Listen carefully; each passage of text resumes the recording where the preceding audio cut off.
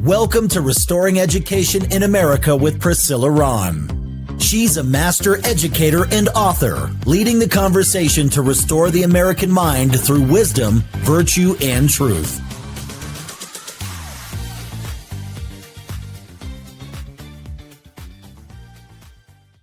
Welcome, everybody. Come on in to Restoring Education in America. I'm so excited that you've decided to join the conversation today. You know, we talk about all things education, and I can't think of anything more important than talking about the safety of our children. And so I'm going to bring my special guest, my good friend, to the stage. Hello, Laura. How are you? Hi, I'm doing great. How are you? I'm great. I'm so excited to have this conversation around school safety and all of the wonderful work that you're doing. But for those people who may not know who you are, I'm going to share a little bit of your bio. So today, my special guest is Laura Carno. She is a former senior fellow at Independent Women's Forum and the executive director of Faster Colorado, which is an organization that trains armed school staffers. Laura also runs SpringsTaxpayers.com, an organization that keeps an eye on politicians in local government in the Pikes Peak region. She has been involved in campaigns and causes in Colorado since 2008, including helping to recall 2 state senators in 2013 and educating Coloradans on then Senator Mark Udall's lies and leadership failures through her Udall Lied campaign. When tragedy strikes in a school shooting, Laura has become a go-to for state and national media to bring a calm, reasoned approach to school safety and how armed security teams can keep children safe. In 2011, she graduated from LPR and she won the Leaders in Action Award in 2014. Laura appears regularly in Colorado and national media on National Review, The Hill, America's First Freedom, CNN Headline News, USA Today, and Fox News channels. She is the author of the book, Government Ruins Nearly Everything, Reclaiming Social Issues from Uncivil Servants. Laura lives in the amazing Elbert County with her amazing husband, Bill. What a bio. Yes, that's a lot. No wonder I'm tired. Exactly. Well, you know what they say, the busiest people get the most done, and you're a rock star. And it's hard to think that someone may not know who you are because you're just everywhere doing amazing work. And I first met you through LPR. I graduated in 2023. And as a teacher, I was starting to learn about this whole conversation around school safety. In fact, I did my 3-minute speech on school safety, and I used you as a model to write letters to school boards across Colorado to urge them to please take a look at Faster Colorado because we were starting to see an uptick in the amount of school shootings across America. But your organization, Faster Colorado, trains individuals on school safety. Talk a little bit more about your organization and what you do. Yeah, and let me put it into some context for your listeners. So in Colorado, it has been law for over 20 years for schools to be able to say, we would like to have armed security, whether it's, school resource officers or private security or school staff. That has been legal for 20 years. And the mechanism here in Colorado is that school boards or charter school boards can make that authorization. So once a school has decided to go down that route, their insurance company says, hey, we'll insure your armed team, but you've got to get a certain kind of training. And that's where Faster Colorado comes in, is we provide that annual training and the annual requalification.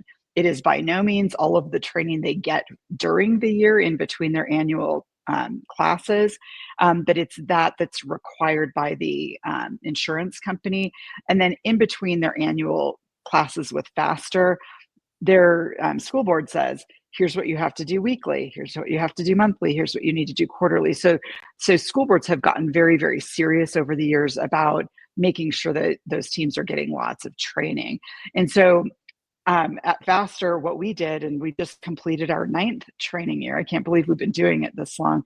But what we've done at Faster is brought together the best instructors in Colorado. They are active duty law enforcement instructors, and they are just the best of the best. Not only are they training law enforcement, but most of them do some kind of competitive shooting as well. They are masters of their craft. Just a great bunch of instructors we have. So that's what we're up to here at Faster.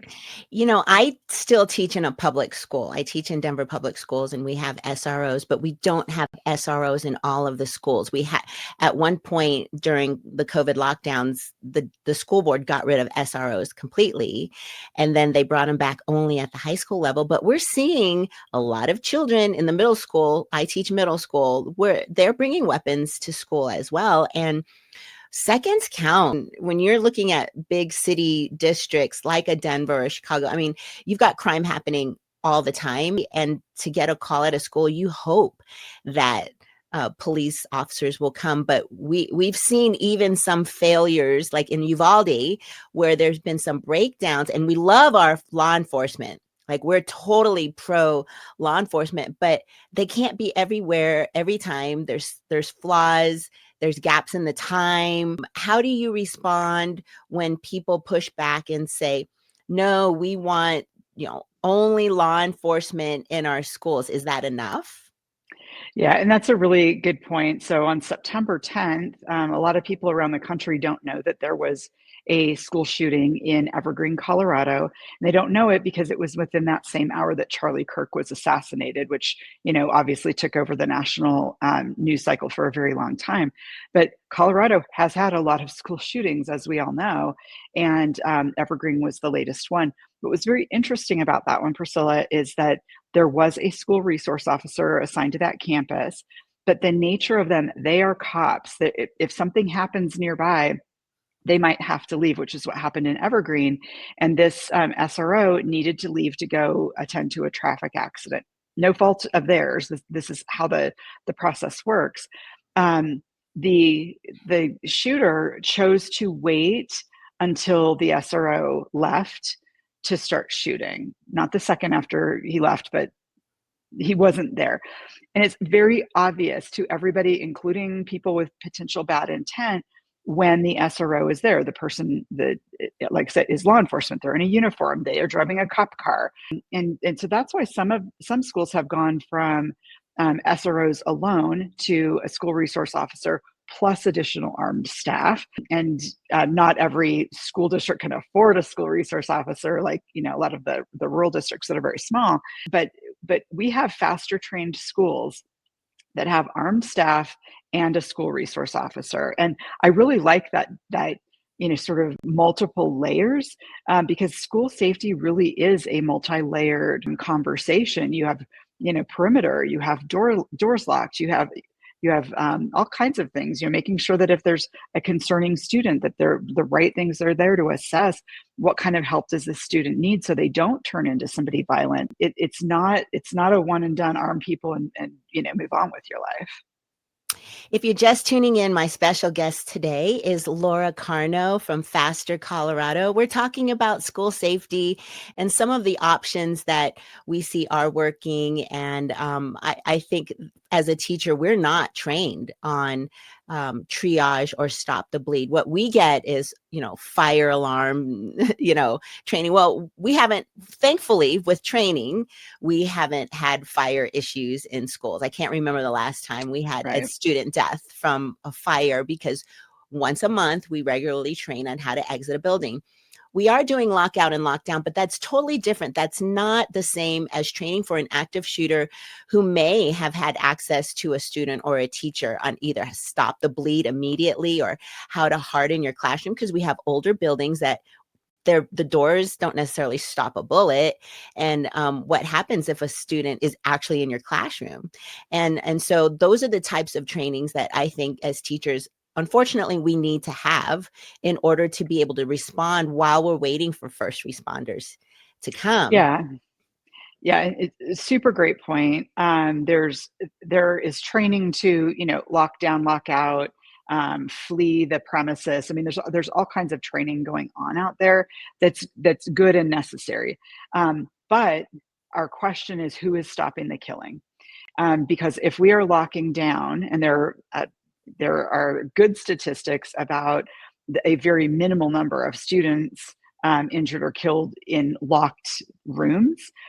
Uvalde kind of messed that up, but those are good practices, especially in areas that the killing isn't happening in a school. It's just a very good protective measure. But if we're doing that because somebody is on our campus shooting innocent people, the question is, who is going to stop that person?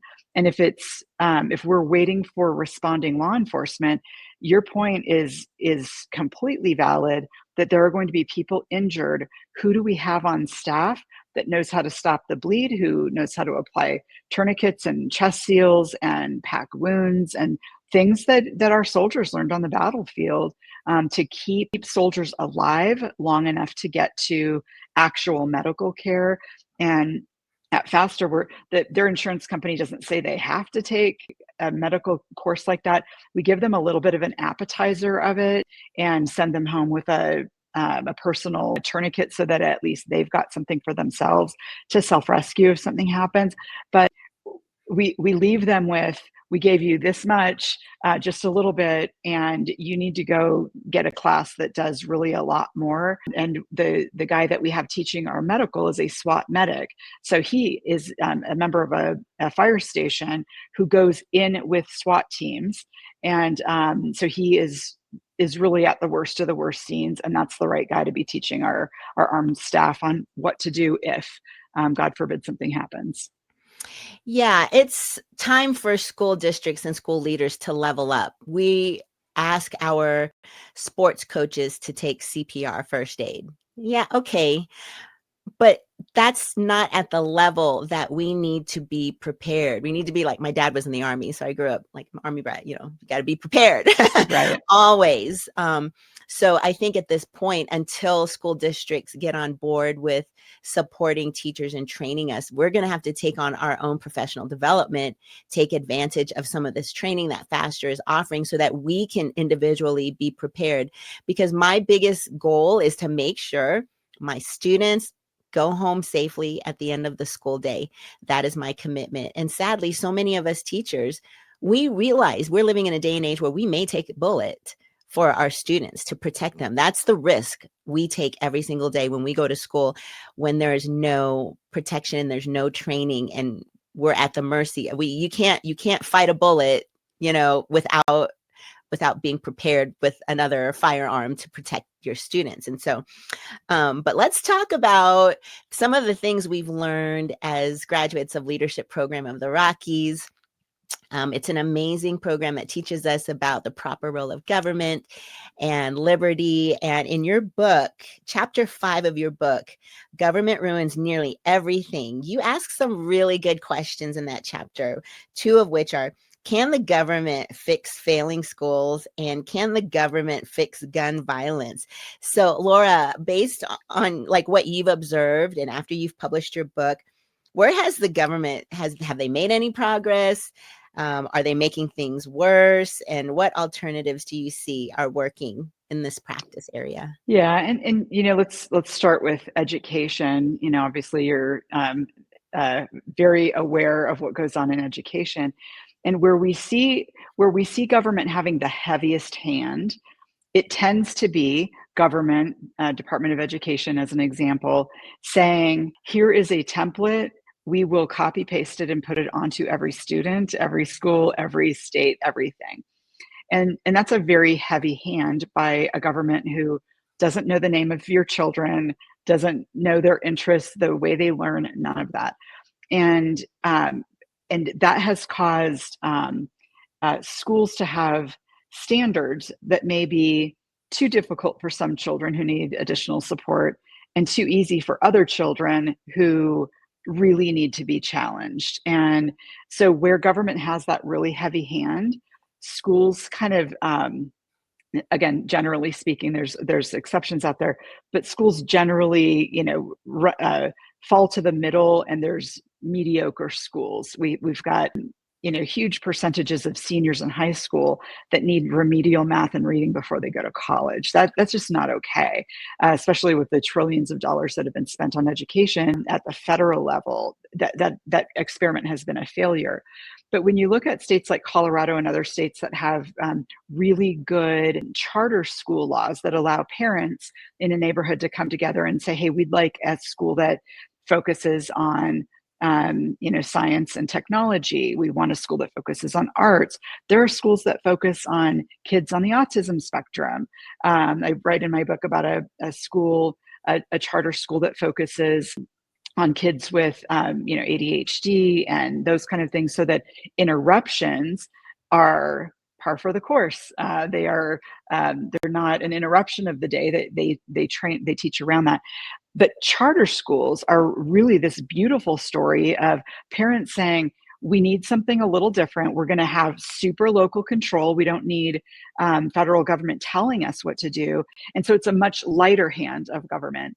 And so when you look at the performance between the heavy hand of government and a lighter hand of government, the lighter touch, those kids are performing really, really well compared to kind of the mediocrity or lots of remedial instruction to be able to even start college. So the outcomes are very, very clear, that a much lighter touch of government definitely leads to improved everything. And I'd love for people to look at the story of Colorado charter schools, and there's some good proof there. When President Trump signed his executive order to end the Department of Education, bringing it back to the states, I applauded that. I thought this is a really great opportunity to force that local control conversation.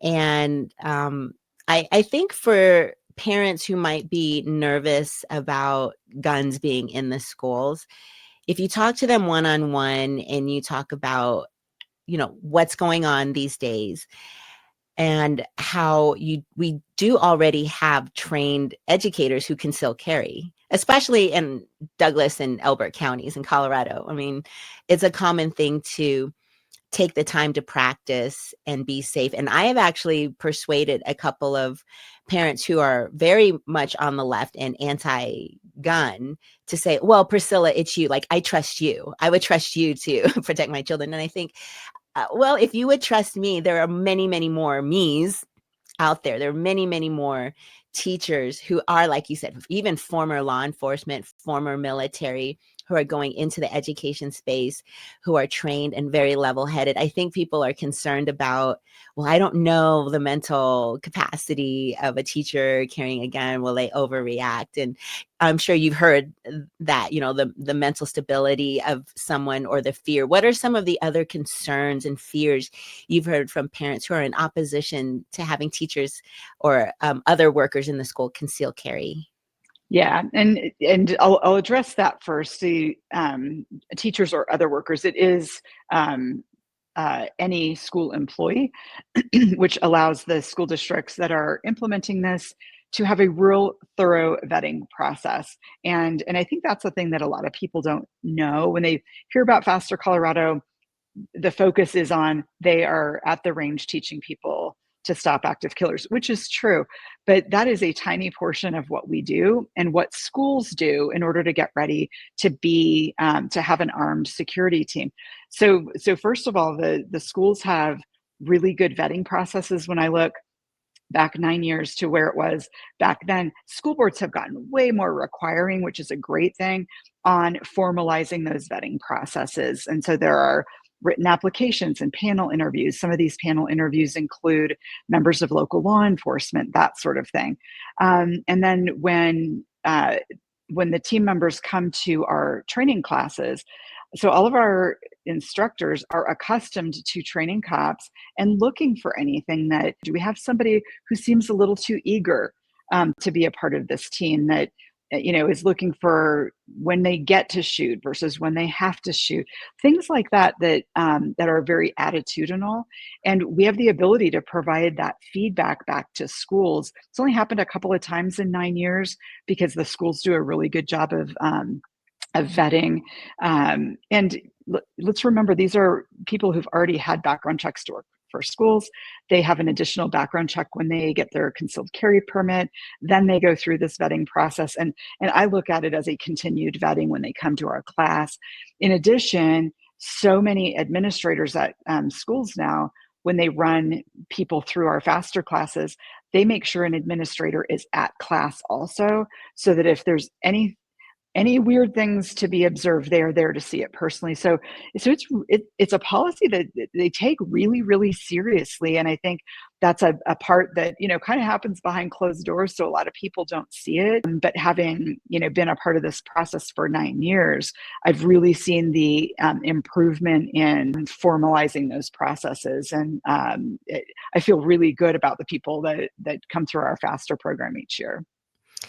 My guest today is Laura Carno of Faster Colorado, and she works really hard to make sure our schools are safe. She trains individuals and gets the word out that this process is available for anybody that's willing to do something a little bit different in our schools and keep our kids safe. I know you've done a lot of work, Laura, with holding politicians accountable.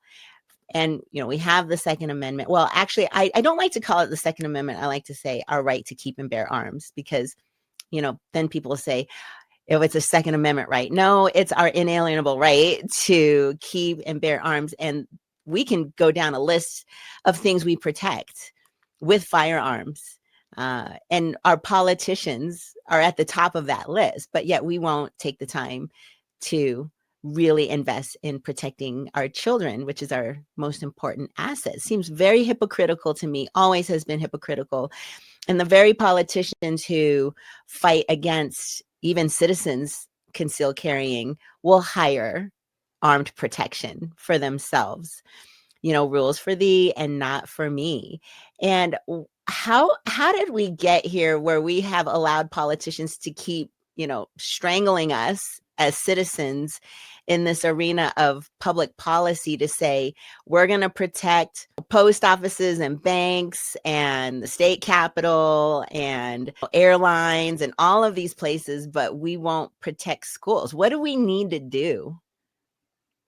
Yeah, you're exactly right. It makes zero sense to say this building over here is okay to have armed guards. And by the way, this now extends to department stores. I had a friend tell me that he was in a department store and there was a guard standing there by the lingerie department. And he said, I was just thinking about what you do. And he was talking to me about this.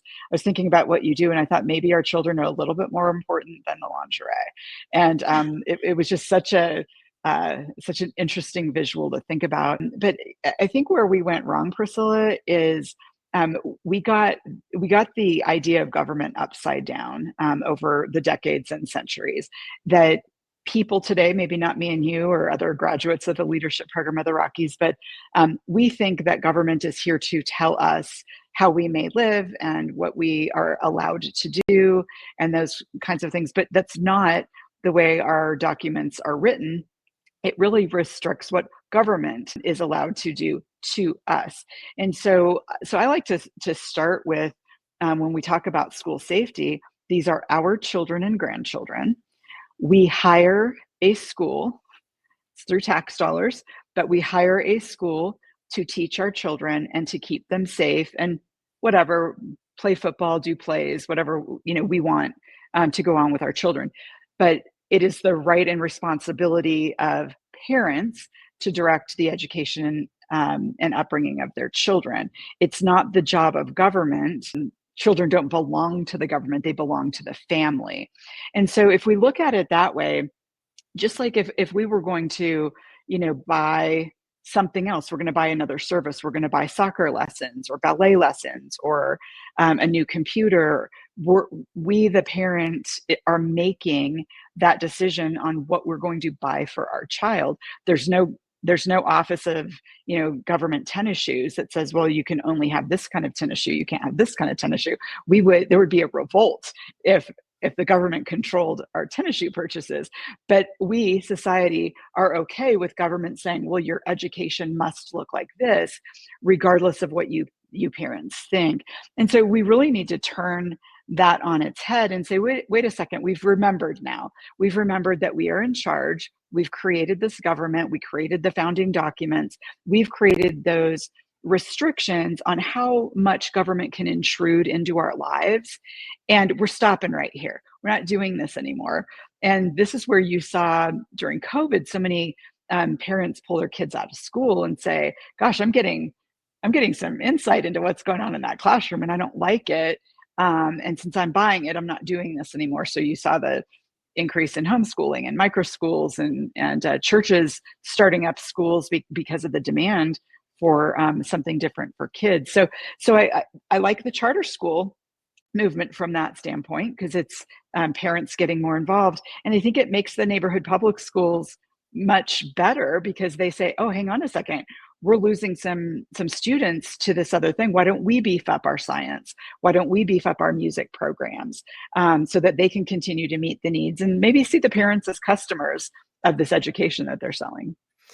Yeah, it seems like we need to improve our trust too, because I've even noticed that some people are hesitant or thinking about having more firearms around children because they don't trust the adults, and we don't trust the government. We don't trust each other.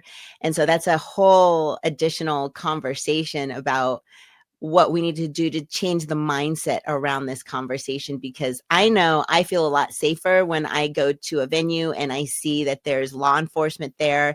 Actually, for me, it doesn't make me nervous anymore. It used to before I became a gun owner myself.